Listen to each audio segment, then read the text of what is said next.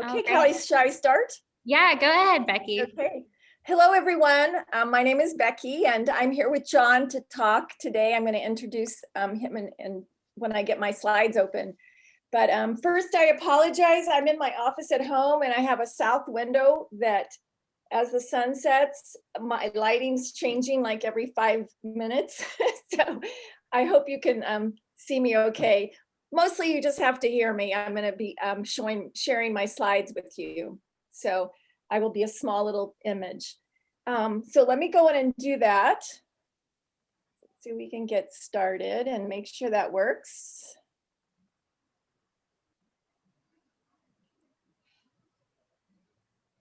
Okay, so. All right, Callie, does that look okay to you? Everyone can see? Yeah, that looks good. Okay, I'm gonna.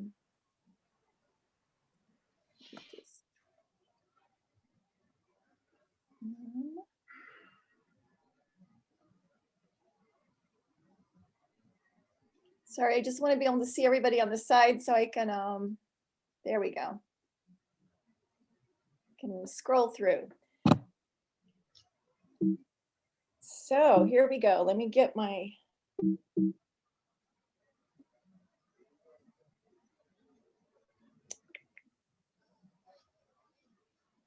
All right, finally.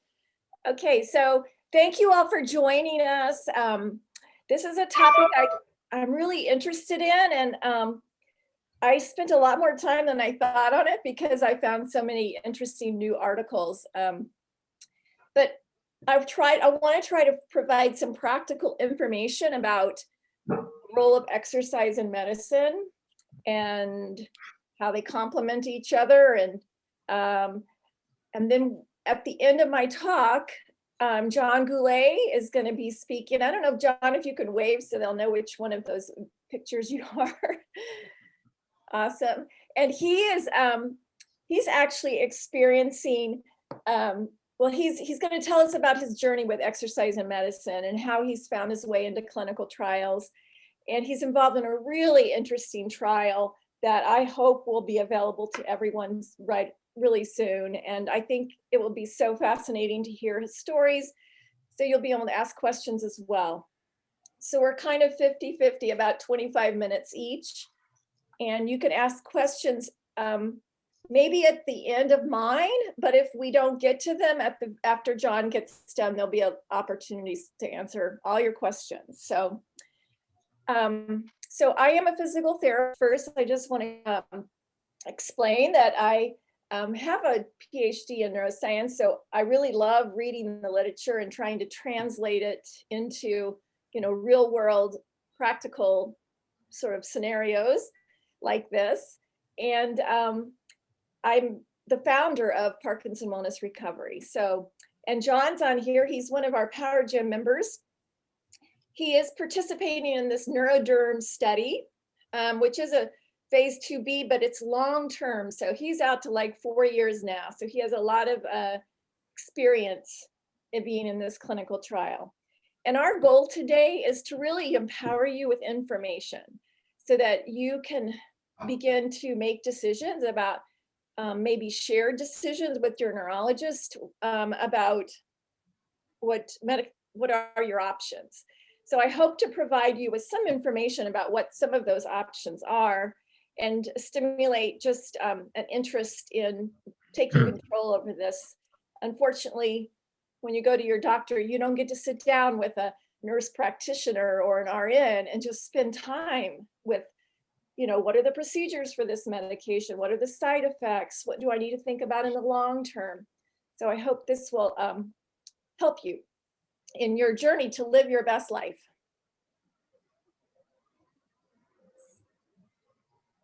So I'm going to start with the synergistic effect of exercise and medication. And then I want to help you understand, how do you know when your medications are not optimized? And how do you decide what to do next? I'll bring up something called shared decision making. And then we'll talk about your options now and what's on the horizon. And then we'll hear from John, who is participating in one of those new trials on the horizon. And then at the end, we'll have a little call to action and some resources for you that will be available for you. So first, I also want to say, before I get too carried away, I am a little biased, as you probably can predict. I believe in exercise. I think it's medicine. I think it's the most potent intervention at this moment with the potential to slow disease progression. So you'll see I insert a lot of exercise in here, and I'm sorry about that, but that's who I am. So meds alone are not enough for your best life. So this is talking about dopamine medications, carbidopa, levodopa, Sinemet. Those kinds of drugs primarily target your motor symptoms. So that's great. They really do decrease your bradykinesia, rigidity, and help your coordination, your sequencing. But they don't address the emotional side effects, the symptoms. They don't address cognition, executive function. However, they actually might make that worse. So there's evidence that they interfere with quick decision-making and your ability to move in complex environments, which of course we all spend most of our time moving in that in our everyday life. So it's called, those categories of skills and cognitive skills are inhibition and set switching, which are super important for function. And autonomically, they do help with sleep and things like constipation, pain, and fatigue. These drugs are the gold standard. So they are known to be the most effective, and if only they would last a long time. That's what we're going to discover. So now let's just look at exercise alone. So exercise targets many different motor and non-motor symptoms.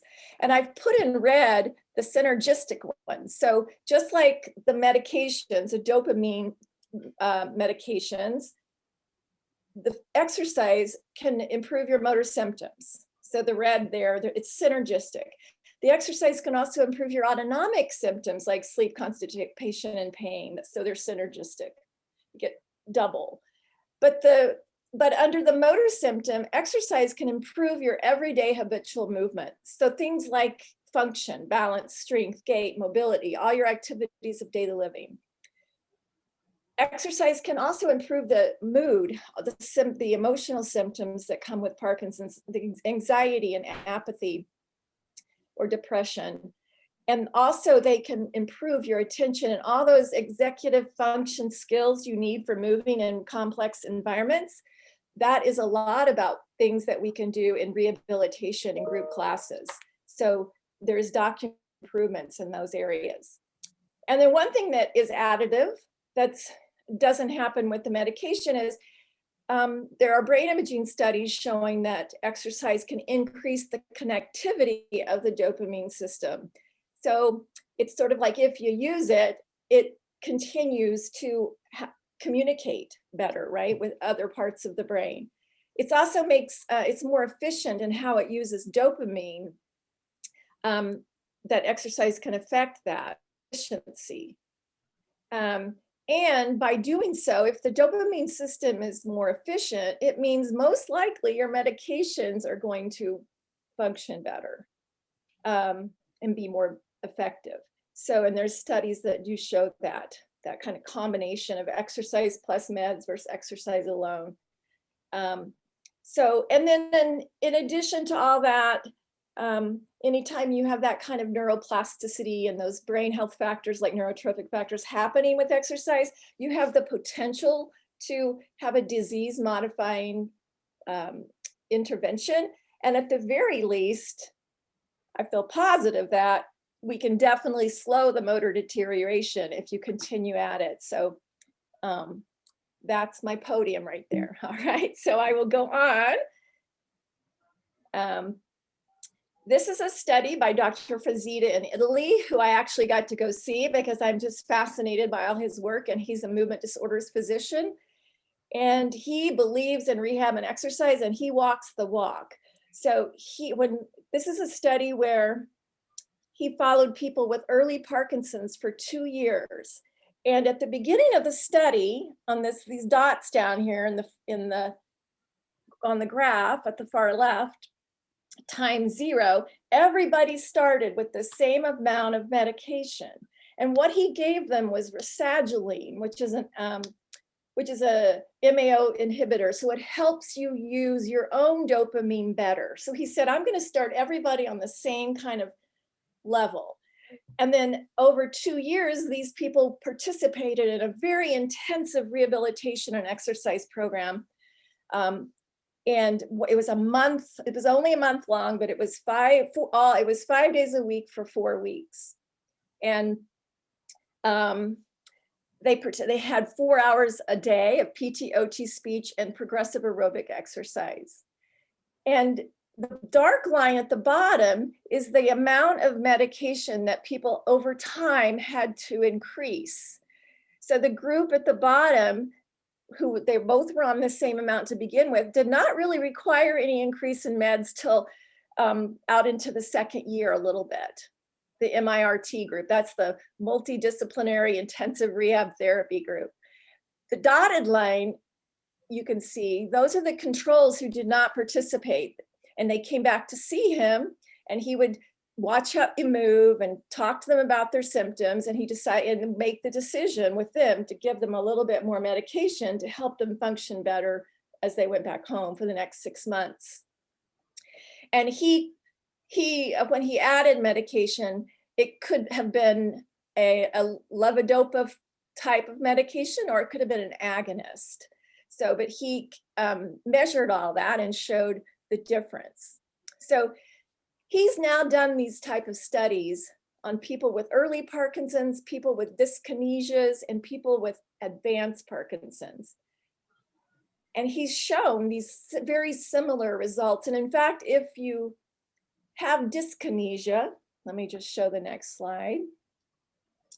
This just talks about the dosage at the top and how he's looked at other people. But you can see all these studies down here.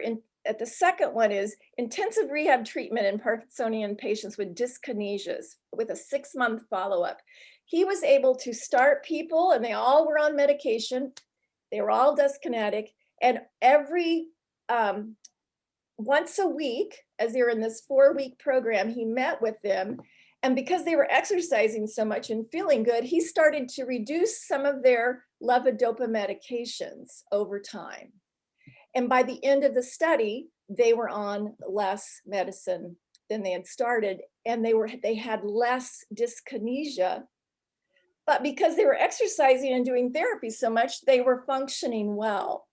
So he's got lots of these studies out there, and he's a great advocate for what we do at the Power Gym. So this is another interesting thing about medication. When your meds are optimal, you'll feel like putting in effort. That's because those reward circuits you have that go into the frontal regions of the brain, they're more connected and robust when you have dopamine in your system. And so if you feel like you're struggling to move, or you just can't do the things you want despite trying to do them, that's one evidence that you may be under-medicated. And if you can't work hard and exercise, you won't get the benefits from exercise. So it's kind of this catch-22, right? You have to have enough medicine to put in the effort so that you can then get better through the exercise and get the benefits of exercise. So that is another sort of interesting interaction. Why is this mostly important? It really gets to, optimizing your life, living your best life. So we really want you to continue doing what you like to do. And any kind of physical activity is going to reinforce those dopamine circuits, especially anything that's whole body, right? That's just sort of, which that's mostly what we do in our classes. But the targeted practice of everyday functional skills. We want you to participate with vigor and be able to really reap those benefits. The other reason it's so important to have this optimized is because of this idea of use it or lose it. Once you're inactive to a certain degree, like there's almost a threshold of inactivity, it's really difficult to reverse that disability and loss of capacity. So inactivity is pro-degenerative. It actually can speed up the disease progression. And there are animal studies to support that. It's more anecdotal or clinical in humans, but there's no doubt. I mean, you can probably think of the times where you've been sick or injured and you've had to stop exercise and how you felt worse, your symptoms got worse. So when that happens over time, month after month, pretty soon you're going to forget what it used to feel like to move well and better. And so you've sort of moved to a new baseline. That's when you need therapy on one. You need to come in and get a kickstart and boost back up to your previous baseline and help you get conditioned and improve your fitness. So it is necessary to think about both for optimal life. So how do you know if your medications need optimized? First, is your quality of life worse, right? Do you know changes in your energy, sleep, pain, or quality of movement? Have you got cramps or dyskinesias or having hallucinations or impulsivity? Has that changed? What's it like in the morning? Does it take you a long time to get going? Do your meds stop early before you get to the next dose? And is that predictable or unpredictable? All those kinds of things you really should be tracking and paying attention to on a regular basis. Have you experienced anxiety or panic attacks, falls, freezing of gait? All those kinds of things are sort of indicators, right? Something's changed and you need a boost. So we know physical therapy can address those things. We can even help you deal with anxiety and falls and the freezing of gait and the speech. Also, sometimes people, if you're on an agonist, it can change your impulsivity and you may not even be aware of it perceptually. So it can be very discreet or very, or not. It can interfere with relationships or dollars because you may take a habit that you have, or let's say you take a hobby like beading, and it becomes a little bit out of control. You're buying $1,000 worth of beads and spending 50% of your free time on this one activity. And so that kind of thing is a red flag, and you need to really monitor it or maybe talk to your family because you don't always notice it. And then I mentioned how during exercise, if you're struggling, you've tried your best and you just can't do it, despite trying and despite a high attentional focus, then you need to talk to the doctor about that. And of course, you can come to a therapist because we are really good at we can assess your fitness and mobility, but we can also watch you move in complex situations and help you decide if you have more potential than you think. We have ways of using targets and cues in our instructions and setting up the environment that we can actually help you determine, you know what, I see it, you have more potential. So we want to train that. And, or sometimes we see people who they just can't, we can watch them struggle to try to move and we know they're trying. So that would be a sign of being under-medicated. So how are you going to do this? How are you going to optimize your exercise and meds? It really does take a partnership. So, everyone's going to be different. It's one size does not fit all.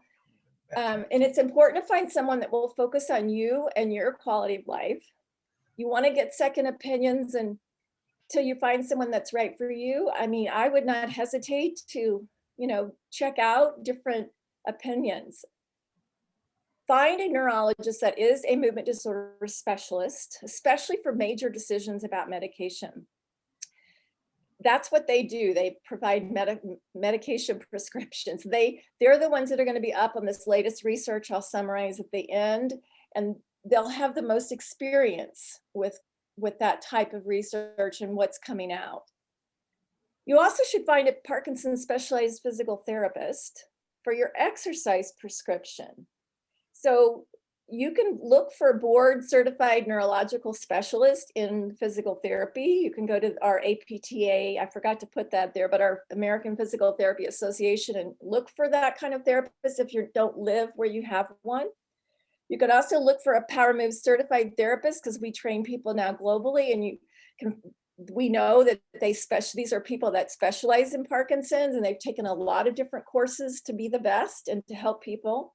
And most of them are focused almost entirely on Parkinson's.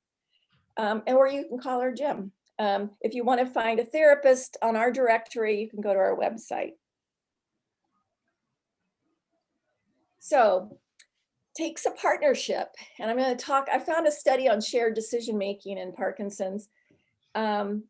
And it was done in the Netherlands. They have a Parkinson network there and across the entire country. The second you're diagnosed, you go to a specialized team and get a multidisciplinary assessment and treatment plan for all your therapies, allied health, the physician. And so you only see specialists. And they do a lot of research, and this was one they did. They wanted to improve this decision-making process for people. So they did a survey to first find out, what is it people do and what's their experience as a person with Parkinson's going to their doctor and trying to make decisions on new medications. So when you start to think about this, I think I mentioned don't go with the status quo, ask questions. Just because they recommend something doesn't mean there aren't other options for you. Do your homework, check out webinars, talk to peers. You'll get to talk to John about his experience. And just know that your medication and exercise prescription will change. It's an ongoing conversation. So you're going to have to make decisions over time. And it might be, about your symptoms when they change, but also if you get sick just for some other illness, or you have a planned surgery for a knee or something else, or an unexpected emergency, that's when things change, and you've got to, get back in and figure out what is the plan so that you can get back to your optimal exercise and medication situation, okay? And always try therapy. When you have a change in status, that's always when I tell clients, come back and see me, call me, because that is the second you need it. Don't wait, because then you just become more inactive.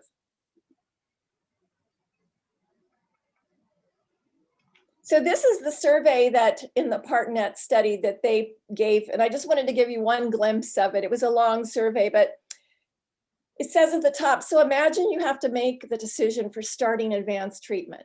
What role would you like when making the decision? So you have to choose an option from those pictures. You can see there's a lady who's just wants to make her own decision, sitting there, just kind of thinking about, maybe she's thinking about all the reasons why she wants to do something. But maybe she's mainly me, but she's considering what she's heard from peers, maybe, or doctors. And then there's sort of this me and the neurologist in the office making this shared decision together. And then there's one where they prefer the doctor to make the final treatment decision, but you want someone who is going to seriously, consider your opinion. And hopefully they'll remember it because they're so busy. You want to, maybe while you're in the room with them. And then there's the neurologist who you just trust and you prefer they just do it. There's not a right or wrong way, but it's important to think about what's your preference, and then maybe go back and reflect on what's actually happened when you've done it. And is there anything you can do to communicate to the neurologist what is your preference? So that the study published a lot of really interesting data, and they're going to hopefully implement this kind of decision-making process in the Netherlands in their network. So you got to start the conversation. asking what are my options? What are the disadvantages and advantages? What symptoms does this medication treat? So I've just written out a whole lot of things that you might want to be prepared to ask on your notebook when you go in. Davis Finney Foundation has worksheets for you where you can get prepared for your doctor's visit and write some of these kinds of things down. You want to know about the side effects and the reason for their preference. Maybe you want to say, that's great that you recommend it, but why? Why do you choose this over that? There's 2 options at least, maybe more. So ask them to give you their preferences and all the reasons, the pros and cons. How long should I expect this medication? Will I need something else later? Is it a temporary thing? And what are the consequences? Stop it and start, because there are issues with all of those types of medicines. I just got a signal my internet connection is a little off, so I hope this is okay. And you might even want to say to the physician, I think I want to think about it and do some of my own research. So when's the next time we can talk? And can you refer me to good resources? So hopefully you don't have to make immediate decisions so that you can be thinking about this from visit to visit. All right. So if you can't find a partner, this is a book written by Dr. Alskog. You can get it on Amazon. He is a movement disorder specialist at the Mayo Clinic in Rochester. And I love him. I know people that come to our gym that go to him because he wrote a book for people with Parkinson's on how to partner with your doctor. This book I use it as a reference tool. It's pretty involved, but and he's updated it. So I would anticipate he may be updating it again. And he also educates other physicians, especially primary care and other general neurologists, about how to treat people with Parkinson's. So he is an expert. And even better is he really believes that you need optimal meds so that you can be fit and exercise. So most of the time, physicians give medication to improve your motor symptoms, right? That is the way a doctor sees a client who has Parkinson's. They want to help the bradykinesia. So here's your medicine for that. But this doctor looks at you and says, you know what? How much do you exercise? Have you stopped? Why aren't you exercising? You need to be able to put in the effort so you can exercise optimally and maintain fitness. So it's just a different philosophy. He's written 2 reviews. The most recent one is 2018 on vigorous aerobic exercise being neuroprotective. And he talks about the animal and human research in Parkinson's models. So it's really remarkable. I actually give this article to physicians sometimes because if they're not going to listen to me, maybe they'll read the article by Dr. Alskog from one of their peers. Okay, so what are your options if you want to achieve an optimal threshold of medicine? Not too much, not too little. So I just hope this helps get your brain thinking about these things. I can't cover all the medicines, and I'm not here to prescribe dosage. I just want to try to put it in a framework that will be helpful for you. So first, you need to exercise. Try that first. Harness the benefits that you get from exercise so that you just drive your dopamine system, make it more efficient. And I put down there the 3 times a week for 180 minutes. So this is a study at the bottom where they did 2 types of brain imaging to really document the connectivity and the efficiency of the more robust dopamine system with this amount of exercise. These were people who were habitual exercisers at diagnosis, and they compared them to sedentary. So even if you used to be a habitual exerciser, that's to your advantage. You probably started Parkinson's with a more robust dopamine system. And it doesn't mean it's too late to get that level of fitness. Okay, optimize the use of the gold standard because it is the most potent. It's going to give you the most improvements and more the most willingness to work hard. So you could start off by just using something like rasagiline, which is just going to help you use your own dopamine better. That's a really safe little starting point. Then you could start to think about replacing dopamine with levodopa, which is a precursor. Once it gets into the brain, it can be turned into directly dopamine and used as a neurotransmitter.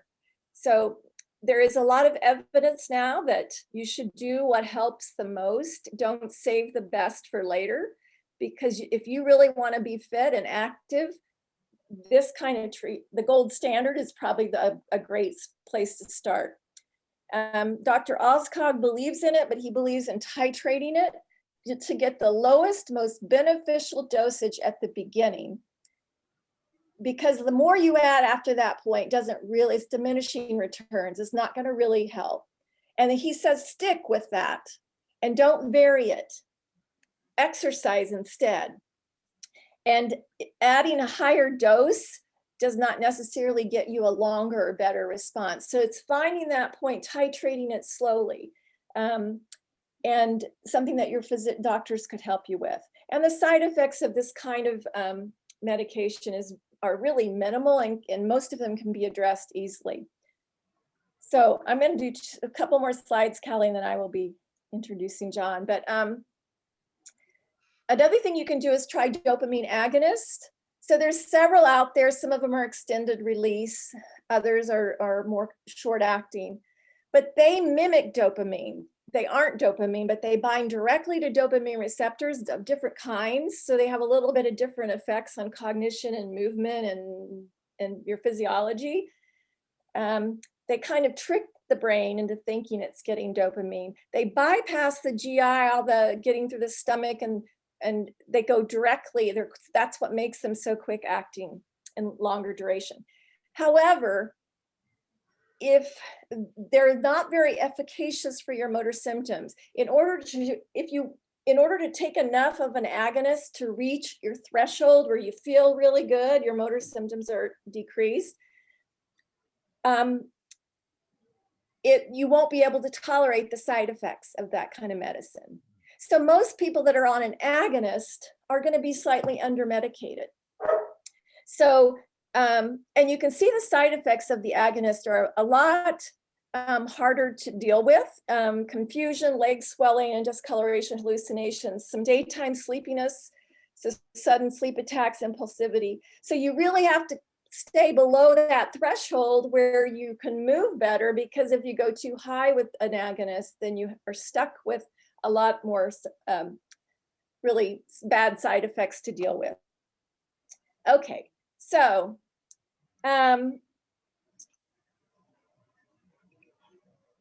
so the biggest problem, I think I'm going to have to skip a few of these slides, is that is after you've been on them, eventually people get dyskinesias, and they also get off times, right? So the meds wear off early, or they don't kick in when you want them. They fail sometimes.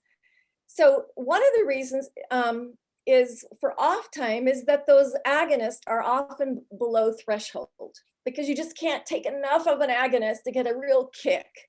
So people start adding levodopa to their agonist, or they start with levodopa and add the agonist, and the agonist tips them over. So once you get into your therapeutic threshold, you're at that point where also the dyskinesias kick in. It's kind of, they're the same. You reach a really great movement capability, and then those dyskinesias are also at that same threshold. The levodopa is problematic because it's so pulsatile. It has to go through the stomach. So anything you're eating can, if you're constipated, if you had protein, it has to get absorbed, and protein competes with that. It's a really short half-life, and it has to go into your bloodstream, cross the blood-brain barrier, get to the substantia nigra. So it has a long way to go. As the disease progresses, there's also not enough buffering for all that dopamine around. And so it kind of gets saturated. It's not the right balance that the brain's used to. It will exceed the therapeutic levels. if there's nothing to sort of, if there's no terminals there to soak it up or other neural types of cells. And lastly, the longer that happens, the whole network, not just dopamine, but other parts of the brain and connectivity become really, the signaling is altered. So that contributes to those dyskinesias. I'll end with this, I promise, and then I'm going to show what we're here for. Dyskinesias develop with the same frequency and severity, irrespective of whether levodopa was initiated early or late. This was not the story 5 to 10 years ago. They thought that you could put off the dyskinesias, but really you can't, because it has to do with the disease severity. You're going to get some level of dyskinesias, and you can see 40% of people get them after 4 years. Some people maybe sooner, like people with young onset Parkinson's.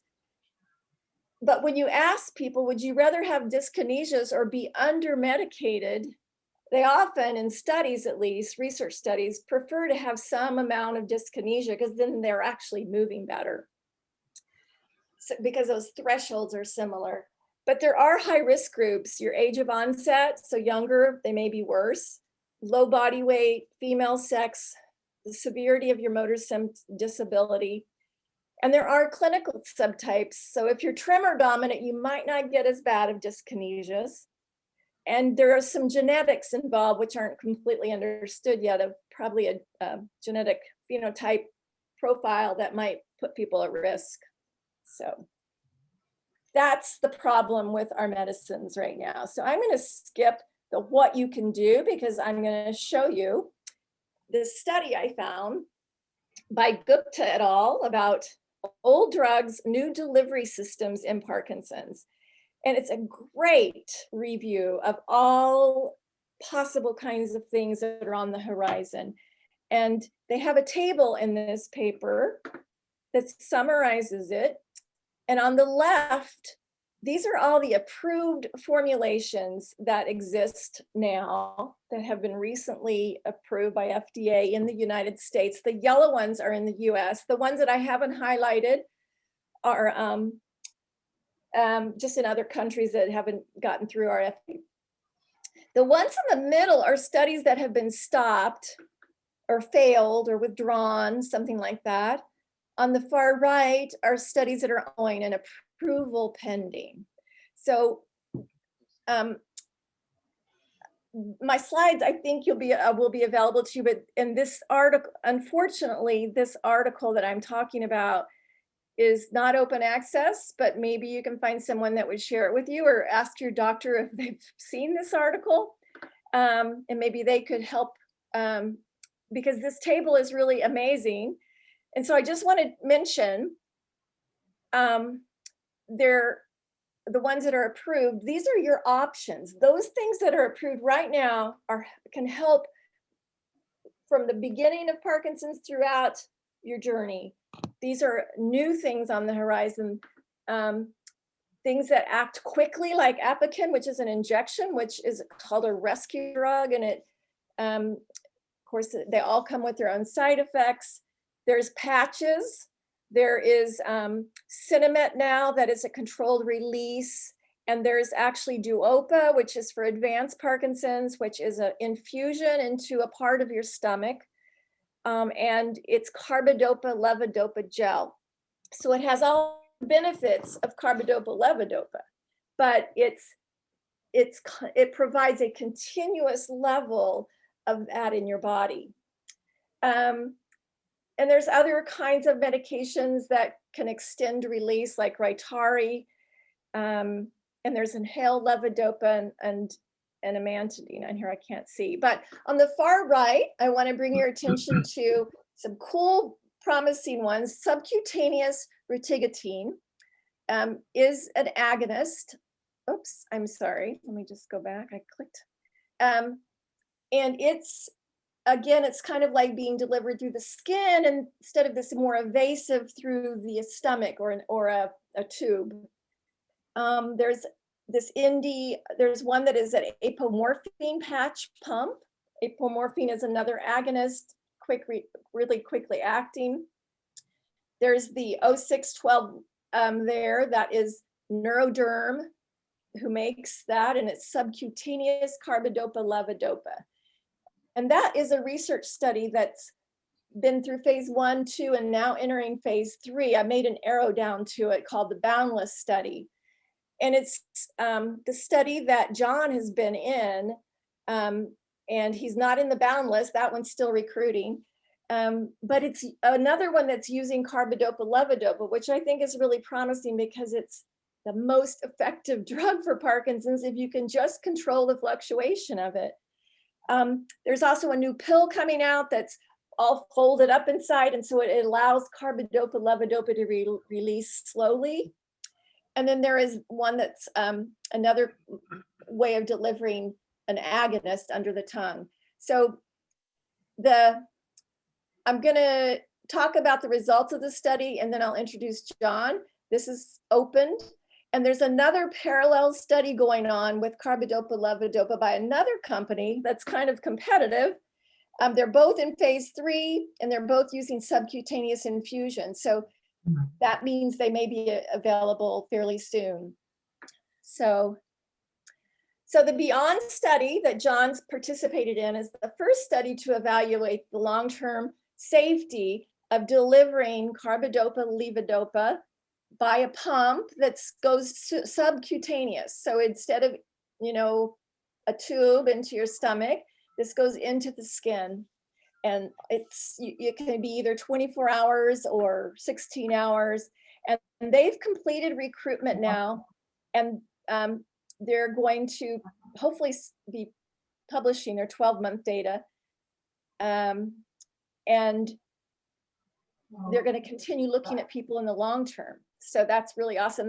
They have shown that you can achieve these nice steady state therapeutic levels of levodopa, and that their movements, your motor symptoms get better and the dyskinesias decrease. So they look at, how do you feel in the morning? Is your off time decreased? Do you have more good on time? What's your sleep quality? What's your overall global impression? So this is a study design, and this is the 12-month data that they've got. They're supposed to be publishing. And here's the extension of it, the Beyond part, where John's been out to 4 years. Then you can see they only have 36 on here. He's one of their probably first ones to be on it so long. So I will now introduce John so he can talk about his experience, how he got here, and what's it like to be in the clinical trial. So I'll close my slides, John, and you can start. Good. Well, thank you, Dr. Farley. It's amazing how what I put together today really matches with what you've presented. But before we begin, let me just ask a question. When you awoke this morning, did you have difficulty rolling over, sitting up, or standing?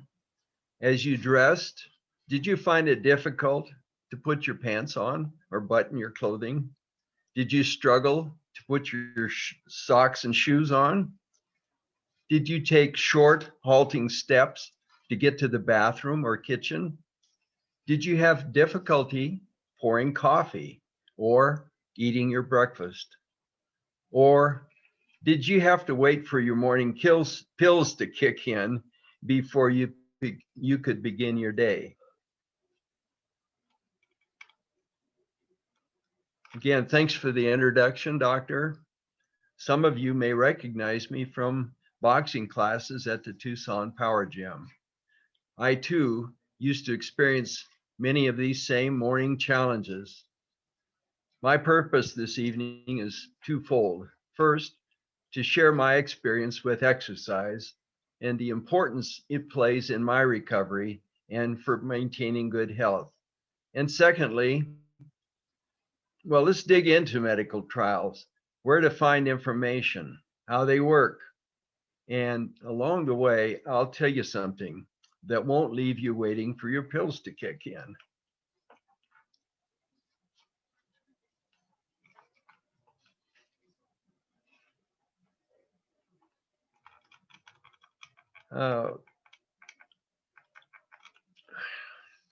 On occasion in rock steady boxing, the instructor will ask us, tell us about something about yourself that nobody knows. So what I tell them is that for the past 3.5 years, I've been getting my medication from my small pump that I carry in my pocket.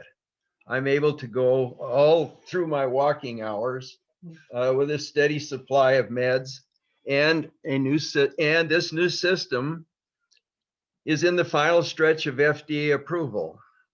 I don't know if you have a slide up of that, Becky, do you, the pump?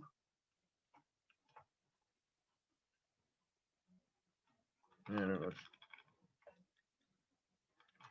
Anyhow, I'll introduce you to this incredible medical delivery system, and one that you've likely never heard of, and soon it may be on the market.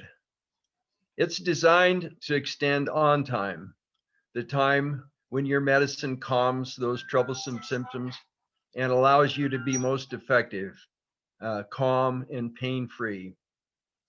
The times when you feel like taking the dog for a walk or taking a bath or just time to relax without painful contortions, halting steps, and slow movements, the hallmark signs of bradykinesia.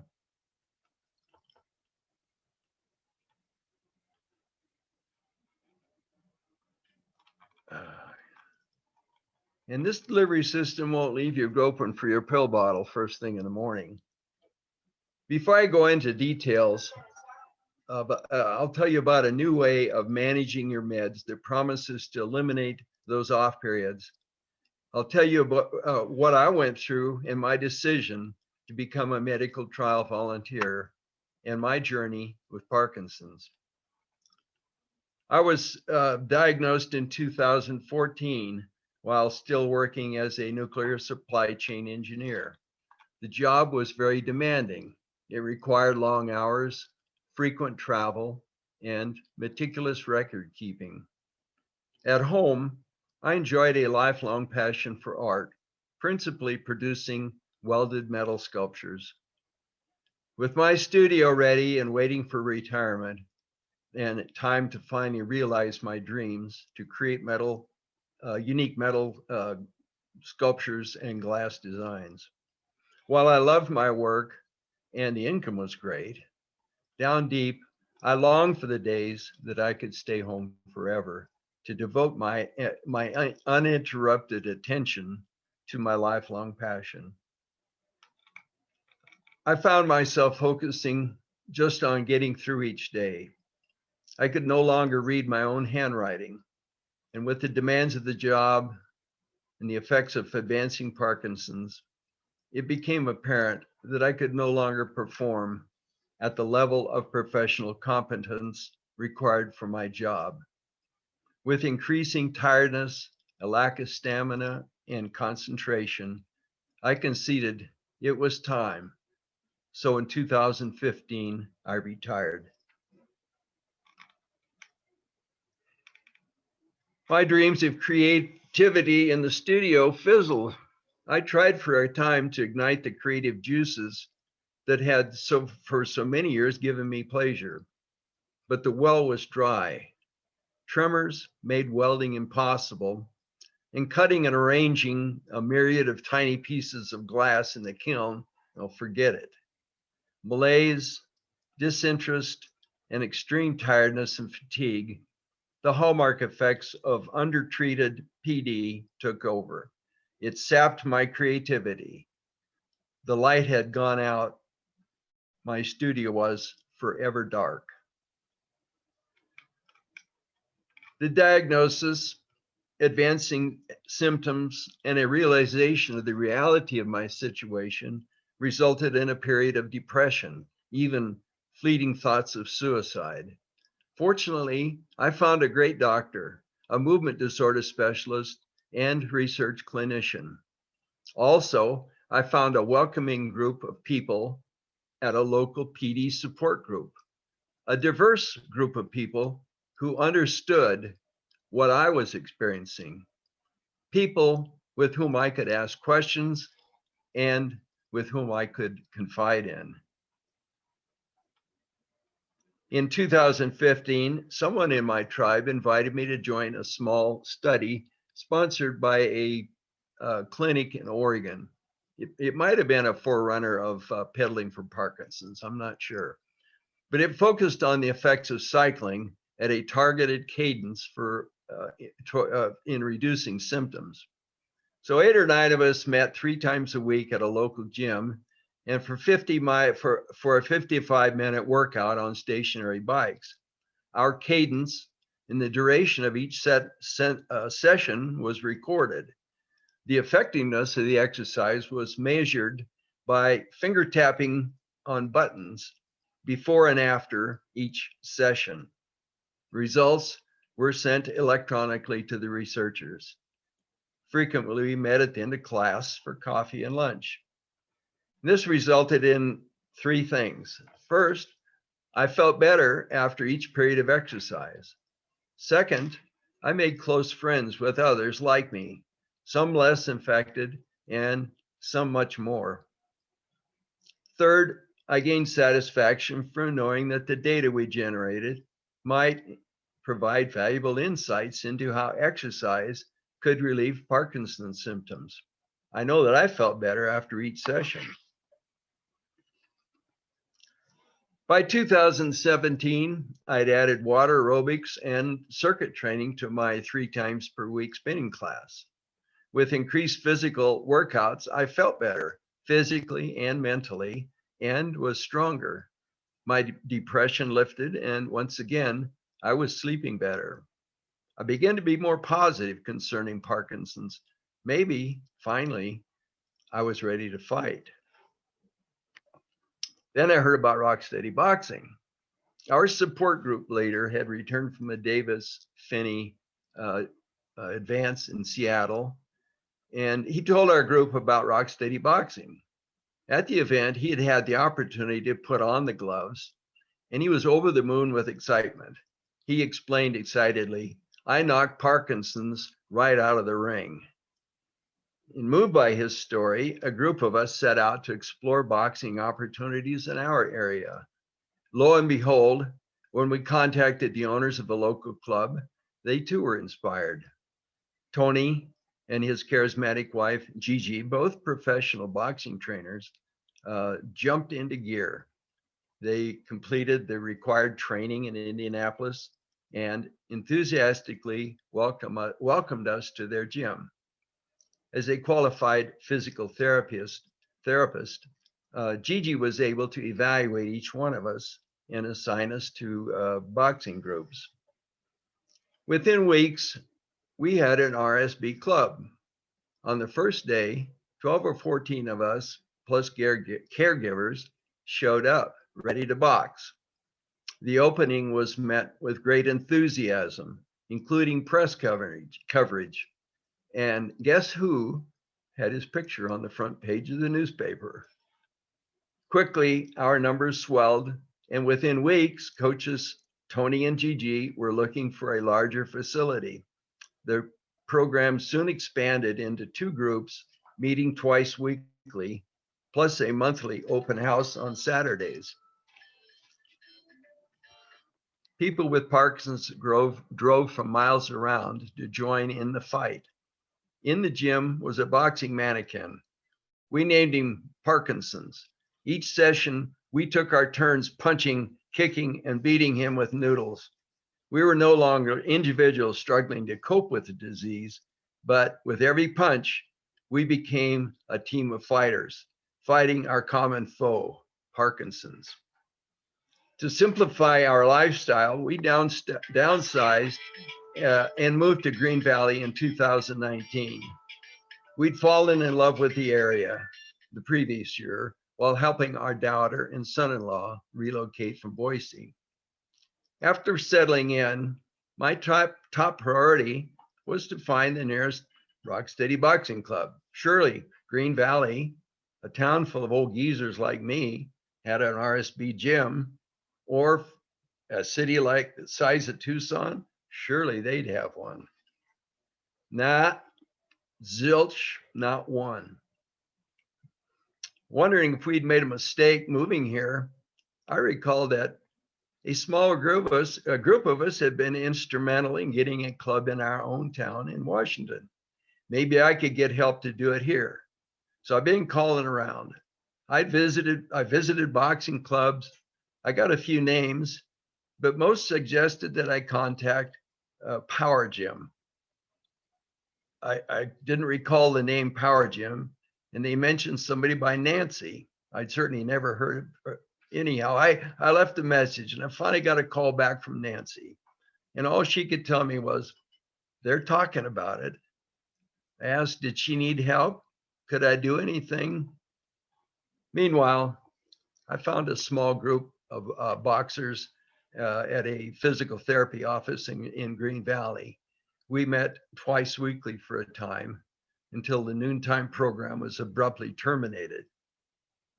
Finally, I received word that Power Gym had completed requirements to become Tucson's first affiliated Rocksteady boxing gym. I was elated. I wanted it to be successful. I recall the first time I entered the Fort Lowell facility. I saw people with Parkinson's of all ages and all stages of the disease being treated by a caring, dedicated staff. And after PT assessment by Jennifer, I was placed on a boxing team. Finally, I met Nancy face to face and the others, Carla, Pandora, and Coach Marilyn. Quickly, they all became my new tribe. In the weeks and months since my first visit to the Power Gym, I've come to appreciate more and more the value of the core movements and exercises Dr. Becky has so skillfully put together and effectively implemented through her staff. Her efforts to quickly respond to the needs of the Parkinson's community during COVID are commendable. Internet-based applications open and expand opportunities for training, exercise, and treatment of people with Parkinson's. I'm grateful to be here, not only to be able to box, but also to be able to see dedicated professionals that understand the disease and my needs. I'm so fortunate to have Power Gym in my medical care circle. I'm glad to be back in the gym, to be boxing again, back with my tribe in a fantastic, safe new facility. With that as background, let's shift gears so that I can share what ignited my interest in clinical trials. My awareness of medical volunteerism was sparked during another Davis-Finney Victory Summit. I remember hearing that an estimated 930,000 people in the United States would be living with PD in the year 2020. And numbers are predicted to rise to 1.2 million by 2030.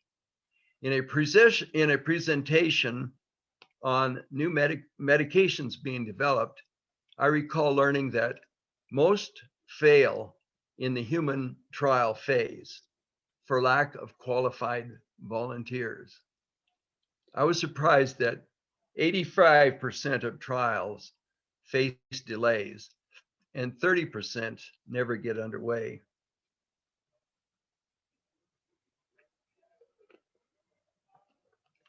What I came away with was this: there's a chronic shortage of volunteers. This means that people with Parkinson's wait longer for better solutions to manage their disease. Yet, less than 1% of people with Parkinson's participate in medical trials or research studies.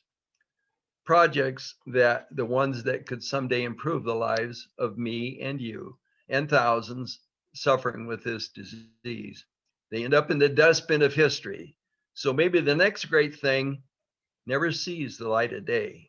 So I ask you, who are the ones that will advance the next generation of medicines and technologies? How are we, in the millions that don't yet know that they have this disease, going to be able to partake in new, innovative, or improved medications and surgical procedures if no one volunteers. Inspired by stories and testimonies of the few volunteers that I'd heard, I set out to learn where to find opportunities to volunteer. How could I get involved? How can I get my feet wet? My first opportunity was a study of memory in elder populations at a clinic at Washington State University. A 3-day battery of tests and oral questionnaires was followed by demonstrations of my ability to follow oral instructions to perform simple household tasks. Next, I joined a study seeking to identify possible genetic codes responsible for inherited forms of Parkinson's. And by the way, I think this program is still available to anyone with a Parkinson's diagnosis. It's through 23andMe. All you have to be able to do is spit in a bottle. Another ongoing study of dietary habits funded by Michael J. Fox. Information I think will be on Dr. Farley's handout. Another study I did is currently seeking volunteers here in Tucson, and its purpose is to identify a gene in people that are they call it LRRK2 positive. And it's a quick, easy thing that you can get involved in. By 2018, my off episodes became more problematic.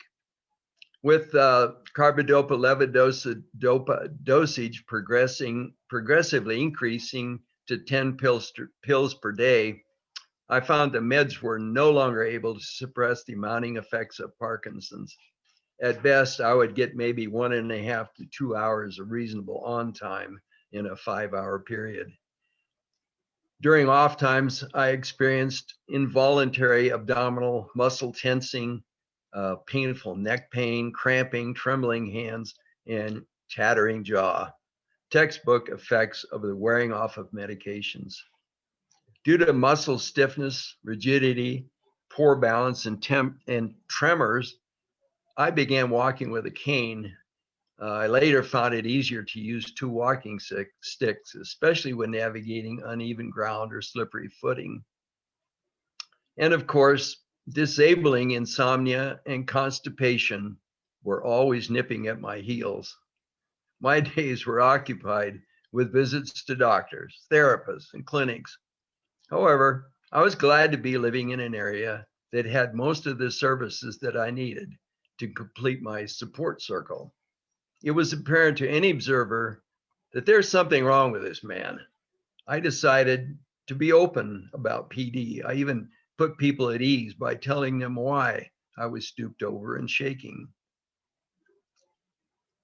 My out-of-town travel was to see my movement disorder specialist in Spokane, Dr. Jason Aldred. He's a well-respected movement disorder specialist. And in addition to seeing patients, he oversees a medical research clinic. Concluding that I exhibited a type of quickly advancing Parkinson's that could not be managed by pills alone, the doctor presented options like Duopa and DBS. He cautioned that there's a window when these modalities cannot be most effective. There's a window when these modalities can be most effective. To help cope with increasing troublesome symptoms, Dr. Aldred prescribed LSVT big and loud to counter the effects on balance, flexibility, voice, and swallowing. In the following months, I dragged my feet. I pondered the pros and cons of the candidate procedures. Both required surgery.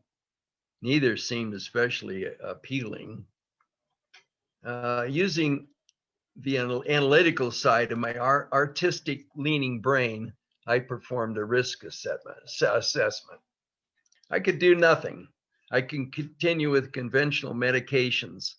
Fluctuations in symptoms will likely increase and become worse. You'd have DBS surgery. I'd have to accept the risks of infection and live with the limited overall effectiveness of the system. Plus, I'll need periodic surgeries to replace the batteries or choose duopa.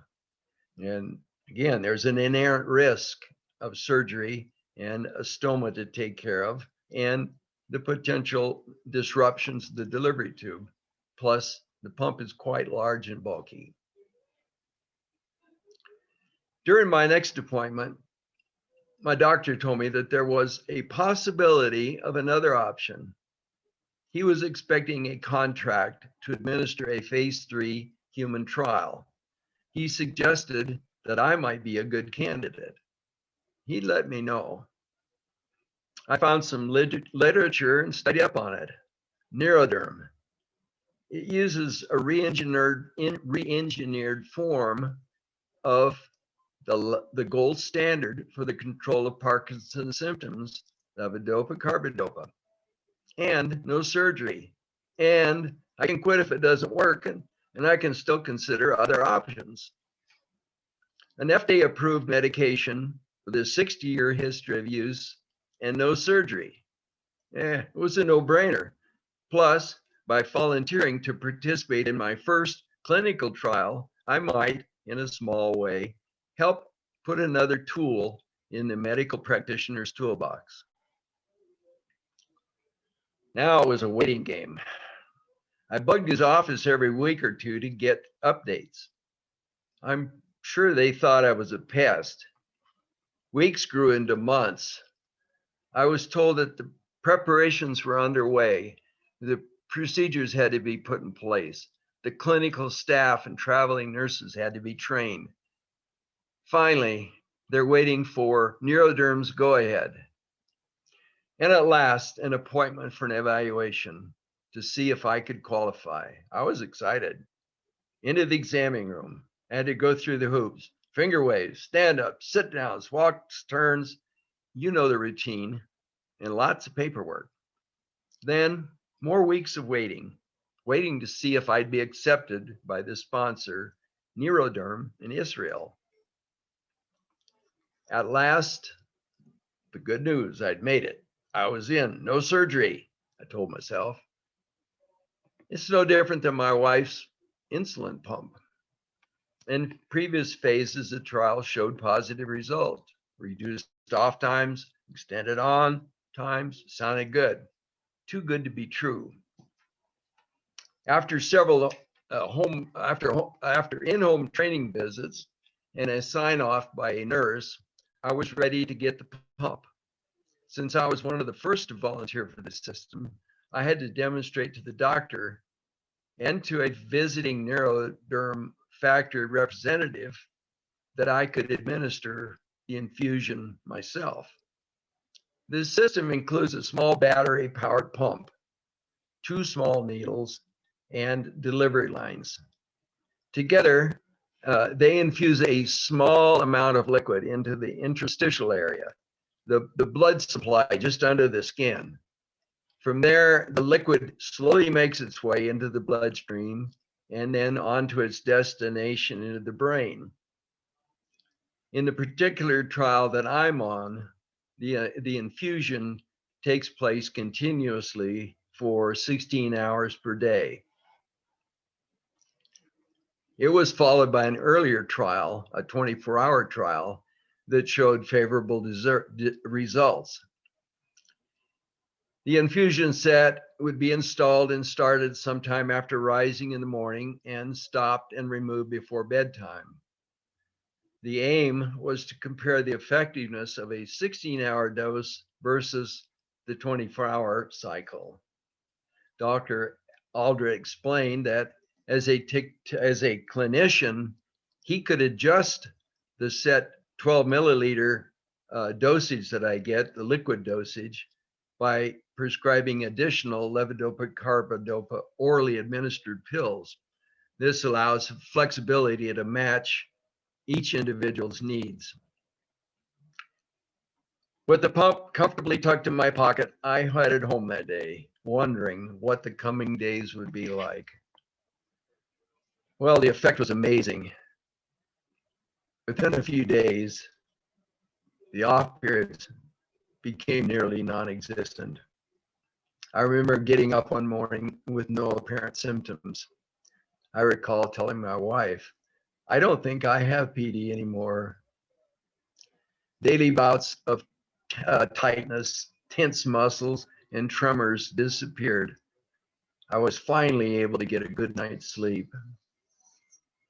After start of the trial, adherence to procedures was carefully monitored by in-home nursing staff, and frequent trips to the clinics were required for medical and neurological checks. After about 6 weeks, travels became less frequent. My 1-year trial went by quickly.